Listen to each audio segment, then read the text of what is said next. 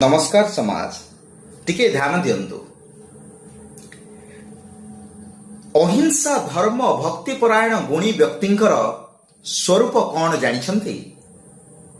जानिबाकु हेले आमको ठीक सेही जुग को पळेवा को पड़िबो जेउ जुगरे युधिष्ठिर मुसेई धर्मराज युधिष्ठिर कथा कहूची। युधिष्ठिर जाइछंती भीष्मदेव पाखक प्रश्न करिछंती एवं यार उत्तर देवाक जाई भीष्मदेव सरसज्जार थाई मध्य तांको एक कहानी द्वारा बुझेवा चेष्टा करिछंती। से कहानीटी होची इंद्रदेव एवं शुकराजंकर।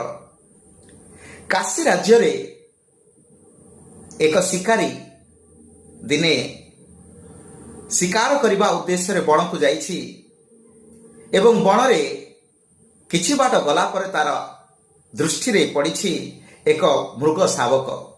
से मृग शावकटी को जेतेबेले सरटी मारिछि विषाक्त सरटी ता देहरे न बाजी जाई बाजिछि एक वृक्ष रे। आउ से वृक्षटी विषर प्रभाव रे जळी जाइछि। वृक्षटी जळी जिवार देखि सेथिरे रहुथिबा एक सुक पक्षी क्रंदन करिछि। ईश्वरଙ୍କ पाखरे गुहारी करिछि एपरि काहेकि कले। कांदी कांदी से कोरडरे से बसी भाबुछि जे मो मार ए अवस्था रे मु कौन करिवि एवं शोकाकुल अवस्था को नहीं से भोक उपास रे जीवन काटिछि।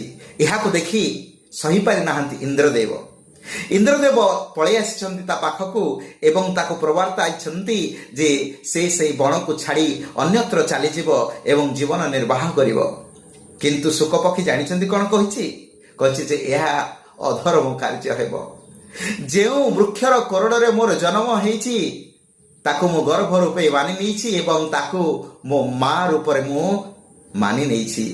एपरि अवस्था रे मो मां को छाड़ी मो केपरि भाबरे जीवी ना। मो एठी ही भोक उपास रे मो मार से अवस्था को झुरी झुरी जीवन काटी देबी सिना एठारो अन्यत्र जीवन नाही।